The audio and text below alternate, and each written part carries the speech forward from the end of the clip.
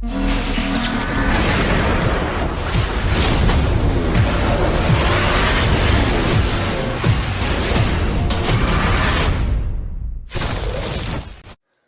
everybody, welcome back. Today we're going to be breaking down Luke Rockhold. How good was Luke Rockhold? We're going to go back, way back, to Strikeforce Rockhold. This is after he's won this belt. We're going to do a full breakdown, but right now, just to give you guys a taste of what's coming, we're going to break down his fight against Keith Jardine. Now, Keith was known for having a very good chin, went the distance against Chuck Liddell. And he had fought at light heavyweight, so naturally he walked around larger than Rockhold. And before Rockhold came to the UFC, I talked about this a while ago, he was a bit smaller. You know, he was about, a normal middleweight. He's not huge middleweight like Keith Jardine and other people who were cutting a lot more weight. So, against Keith Jardine, he comes out, takes the center of the cage, and this is what I liked about Prime Rockhold.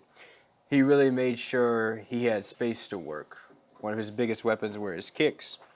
A lot of people like that about him, but you can see he had the center of the cage and his line of fire. Look at where his feet are pointing. His feet are going right between his opponent, not on the outside, but right down the middle.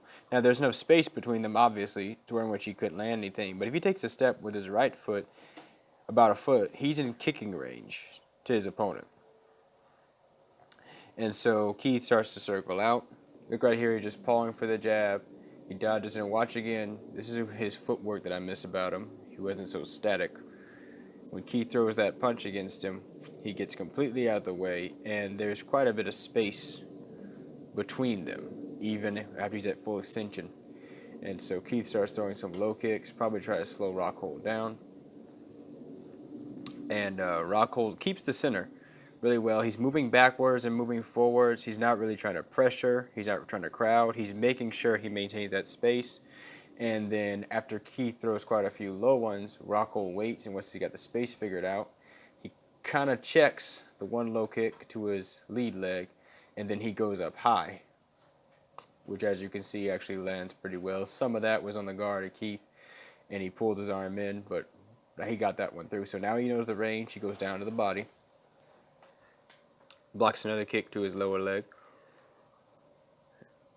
He's kind of staying right outside of punching range, and right here you can see Keith throws a big overhand left, which, like I pointed out before, Rockhold had the timing of him kind of figured out for the kicks, and he got the range figured out very quickly. You see most of his kicks were landing. He wasn't missing a whole lot of strikes, and once he got that, he was able to. When you have the range of someone figured out, it's very easy for you to control what happens next, especially if you have a speed advantage, which in his case here, I'm pretty sure he did. So that misses. He gets out the way of it again.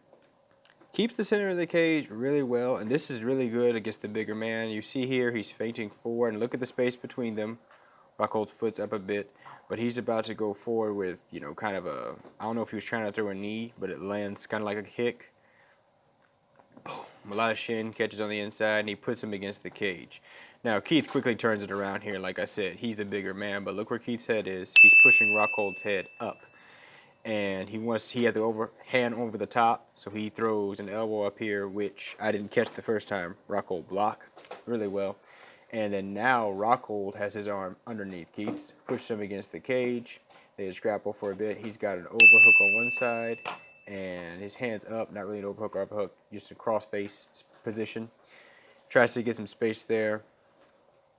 Lands a good knee to the inside, almost was low. Now he transitions to an overhook on his right side. And so now he's controlling. And in here you can see that space where Keith's hand was free. He makes sure to get behind that elbow so he can't shoot anything off without him knowing. I point this out a lot in my Shevchenko video. This hand fighting is really, really more complex people give it credit to. Rockhold gets a big elbow off, still eats a bit of that left, but he landed first because he set it up properly, and Keith just kind of powered through that. Like I said before, he's got a really good chin, so that didn't surprise me. And now we go forward. He takes the center of the cage again, not so much the center, to which he's crowding him. He's a bit on the outside, and Keith lets go of a big kick, which backs Rockhold up.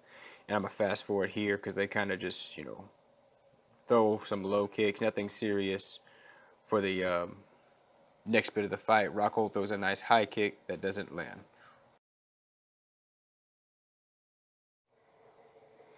It's worth mentioning that Rockhold was pretty patient too right here in this fight. He lands a nice spinning back kick to the body.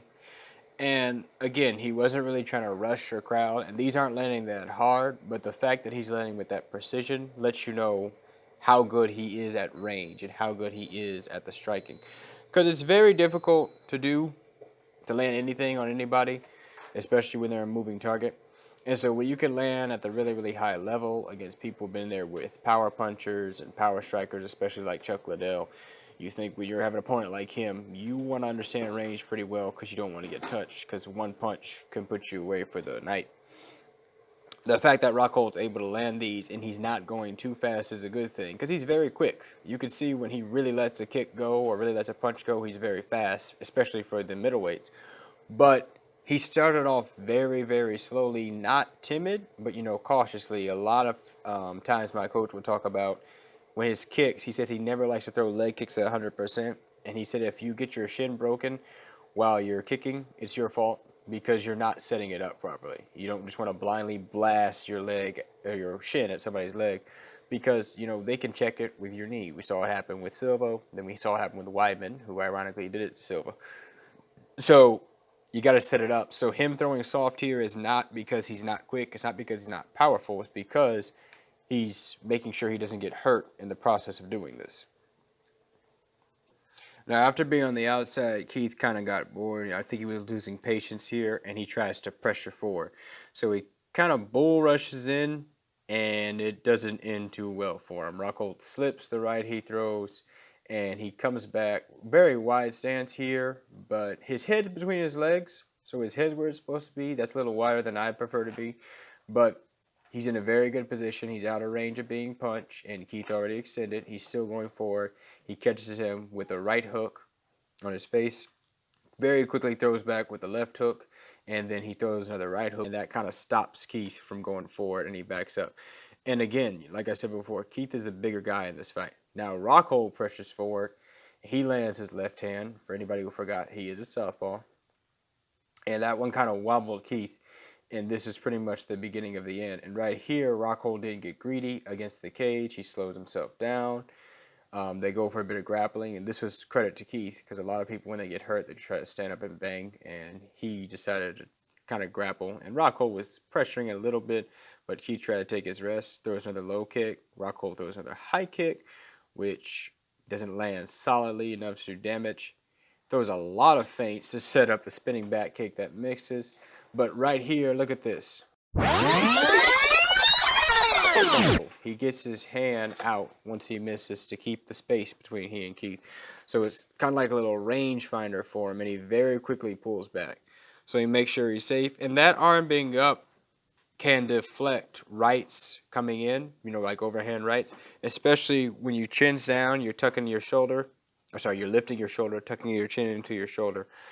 You're really safe from being hit with full power. Not saying that it can't land, but it's not going to hurt you as much if that shoulder's up. And so now we're for the good part. They're in the center of the cage. Again, that nice space there, but this time Rockhold's a bit closer than he was earlier, and I'm pretty sure because he knew now he could land comfortably without taking a lot of damage. He hasn't really taken any damage by this point, aside from that, what he's blocked. When the biggest hits he's been hit with were that left that Keith threw against the cage, and that was after Rockhold landed a bigger elbow. So here he sets up, slips, throws a left, boom, and that big right hand lands right on his head. So pretty much almost the same setup as earlier. It's just this time the right lands closer behind the ear, which is a weak spot. Not intentional. I'm pretty sure he was aiming for the chin.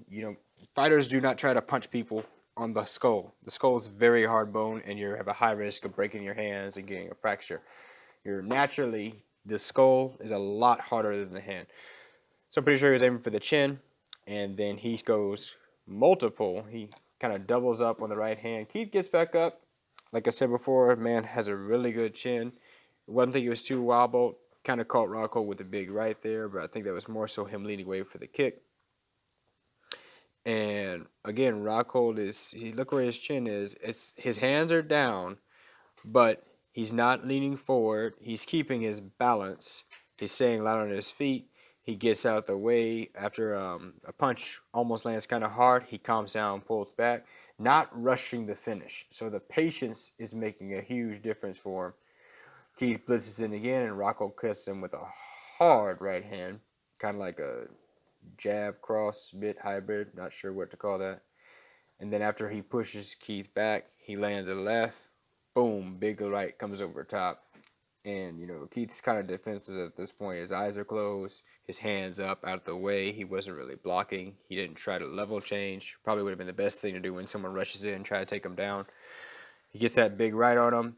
Rockhold gets on top, lets loose with his left hand, right hand, and then ref stops it. It's pretty much all over after that big right landed. A bit of a late stoppage. The people complained a bit. So that's just a quick breakdown of one of Rockhold's fights, showing how good he really was in his prime.